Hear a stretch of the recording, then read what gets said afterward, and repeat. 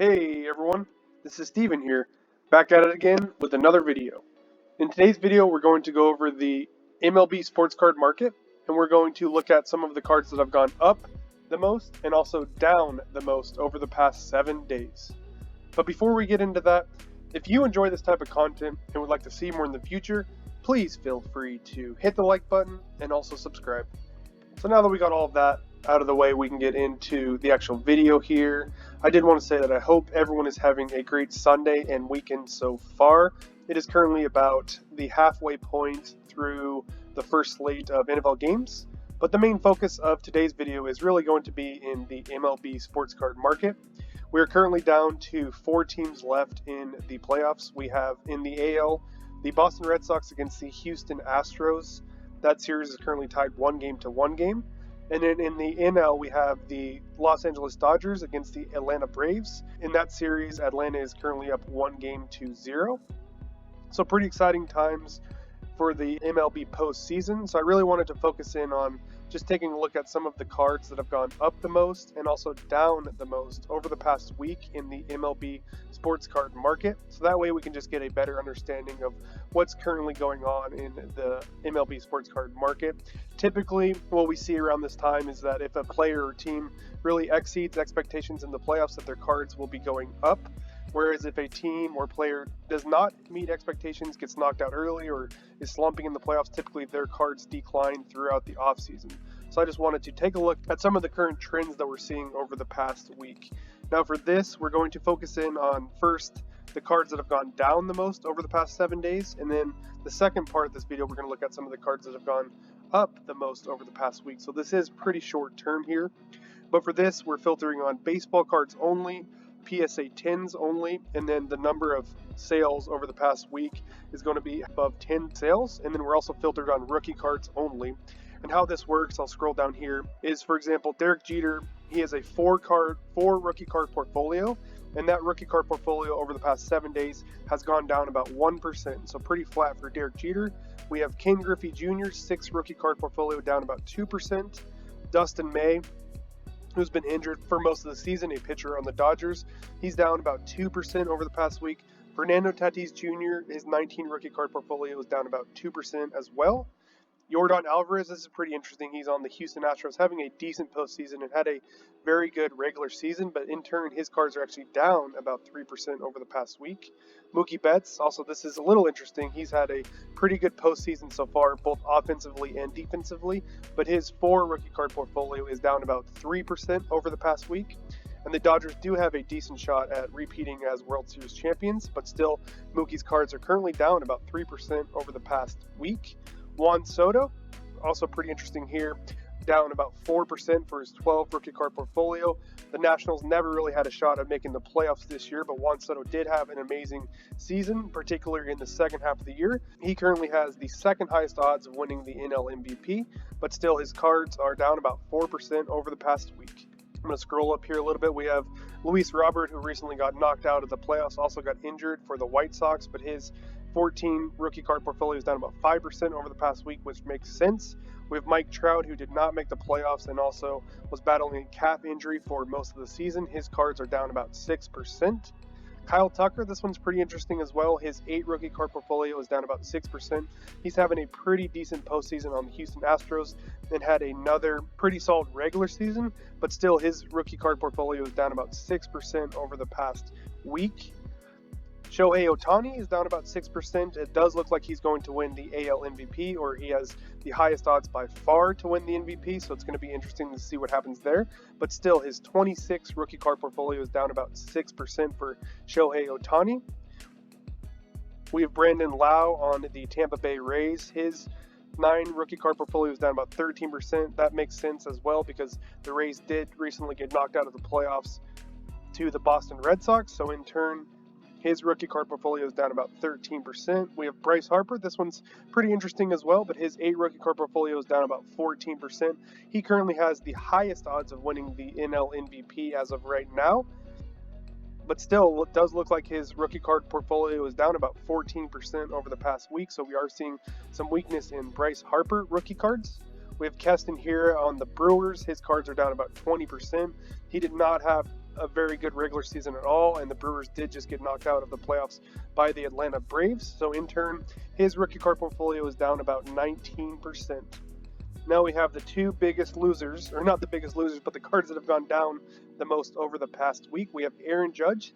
His 13 rookie card portfolio is down about 21% over the past week, which makes sense because the Yankees did get knocked out of the playoffs in the wild card game against the Boston Red Sox. So in turn, his rookie card portfolio down about 21%. So if you're interested in any Aaron Judge rookie cards, this could be a decent time to start taking a look at some of his cards. And then Randy Arozarena, the playoff darling of last year, had a very good playoff run this year as well. However, the Tampa Bay Rays did not end up advancing as far as a lot of people thought in the playoffs. They just got knocked out by the Boston Red Sox and got sent home. So in turn, his 6 rookie card portfolio is down about 26%. So all of these players that are down, over 10%, this could be a decent time to just put them on your watch list and see what happens over the next couple of weeks or so. But this could be a decent time to just monitor their cards and see if they keep trending down. And if you're interested in picking up any of these players, this could be a decent time to start looking. But those are some of the cards that have gone down the most over the past week. Now we're going to transition over to some of the cards that have gone up the most. So it actually looks like we've had a decent amount of cards that have gone up over the past week. So I'm going to quickly go through some of these. We have Barry Bonds, who's pretty flat over the past week, 0%. We have Nolan Arenado up about 1% on the Cardinals. Jose Altuve's on the Astros. He's up about 1%, so pretty flat there. Eloy Jimenez on the White Sox up about 2%, which is pretty interesting because Luis Robert was down pretty significantly. However, Eloy Jimenez is up about 2%. Still pretty flat for him. Randy Johnson, the big unit, up about 2%. We have Chipper Jones, who was actually at one of the Atlanta Braves games the other day, and he was unable to catch a foul ball that was hit right to him. But in turn, his 3 rookie card portfolio is actually up about 2% for the legend. And then we also have Ozzie Albies on the Atlanta Braves putting together a pretty good postseason after a pretty decent regular season. But his 7 rookie card portfolio is actually up about 3%. We have Bo Bichette up about 4% on the Toronto Blue Jays after them not making the playoffs. Still a pretty bright future for Bo Bichette. We have Acuna Jr., who unfortunately tore his ACL midway through the season. There's some hopes and also speculation that he should be ready to go by the beginning of the season. It'll be interesting to see how he comes back, but in turn, his 20 rookie card portfolio is up about 4%. We have Frank Thomas, the big hurt. His 4-card rookie card portfolio is up about 5%. Will Smith, the catcher on the Dodgers, who's having a very good postseason, hitting quite a few home runs already, also quite a few RBIs on the Dodgers, but his 4 rookie card portfolio is up about 6%, so he is getting a little bit of hobby love over the past week. Also, Cody Bellinger on the Dodgers has put together a pretty solid postseason, especially after his not so good regular season, but in turn, his 13 rookie card portfolio is up about 7% over the past week. Kyle Lewis up about 7% on the Seattle Mariners. I'm not really sure what's going on there. Perhaps his cards just dropped down a little bit too much too fast, so people are starting to pick up some of his cards in anticipation of next season. We have Austin Riley on the Atlanta Braves, who hit the game-winning hit last night against the Los Angeles Dodgers, but in turn, his 7 rookie card portfolio is up about 7%. And Austin Riley is another guy that put together a very solid season this year with the Braves, having a solid postseason as well. And in turn, his cards are up about 7%. Let me scroll up here. Next, we have Vladimir Guerrero Jr. and his 17-card rookie card portfolio is up about 8%, so pretty decent gains for Vladdy Jr. over the past week. He currently has the 2nd highest odds of winning the AL MVP. It does look like that's going to go to Shohei Ohtani, but Vladimir Guerrero Jr. does have a very bright future on the Toronto Blue Jays. This is also pretty interesting here, but Mike Yastrzemski, his 2 rookie card portfolio is up about 11%. The Giants did recently get knocked out of the playoffs by the Los Angeles Dodgers. However, his rookie card portfolio is still up about 11% over the past week. Rafael Devers on the Boston Red Sox, his 11 rookie card portfolio is up actually about 11%, so it seems like Devers is finally getting some hobby love. He had another great season with the Red Sox, also putting together a solid postseason. He's still a very young and talented player, and in turn, his rookie cards are actually up about 11%. We have Gleyber Torres on the New York Yankees, had a pretty below average regular season with the Yankees, and the Yankees did get recently knocked out of the playoffs in the wild card game against the Red Sox, but still it does look like his rookie card portfolio is up about 12% for Gleyber Torres. Freddie Freeman also putting together another very solid season and very decent postseason so far. And in turn, his 4 rookie card portfolio up about 12%. And then we have Carlos Correa, currently on the Houston Astros, putting together another solid postseason after a very good regular season. And in turn, his rookie card portfolio is up about 17%. And then we also have Walker Buehler on the Los Angeles Dodgers. He should be getting some consideration for the NL Cy Young this year. It does look like it's probably going to go to Max Scherzer, but there's still some other guys competing for that. But Walker Buehler is still currently pitching on the Dodgers in the playoffs, still making a playoff push for that World Series, and in turn, his rookie card portfolio is up about 18% over the past 7 days. And now we'll get to some of the biggest winners here. We have Gavin Lux, who's really coming alive in the postseason this year for the Dodgers. His cards are up about 19%.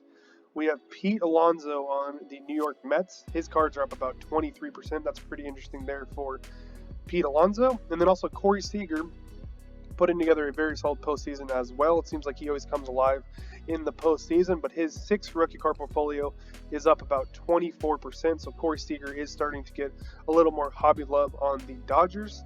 And the biggest winner, and this one is pretty interesting, but the biggest winner and a big gain for this card, but this is Aristides Aquino, and his 1 rookie card portfolio, so a pretty small portfolio, and also only 10 sales, so not the biggest amount of sales, but we'll include it on the list today because the filter was set at 10 sales or more, so it did meet the criteria. But his 1 rookie card portfolio was up a whopping 122% over the past week. So pretty big gains for Mr. Aquino over the past week, and also a lot of green for a lot of these players that are still currently in the playoffs. That's kind of what we anticipated, and I do think that these cards are going to continue to rise based on player performance and also teams' performances.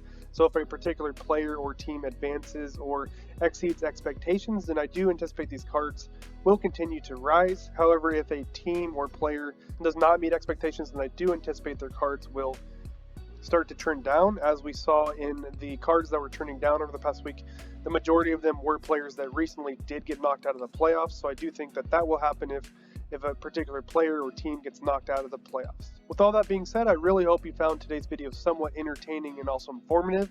If you did, please feel free to hit the like button and also subscribe. Thanks, and have a good rest of your day. Bye.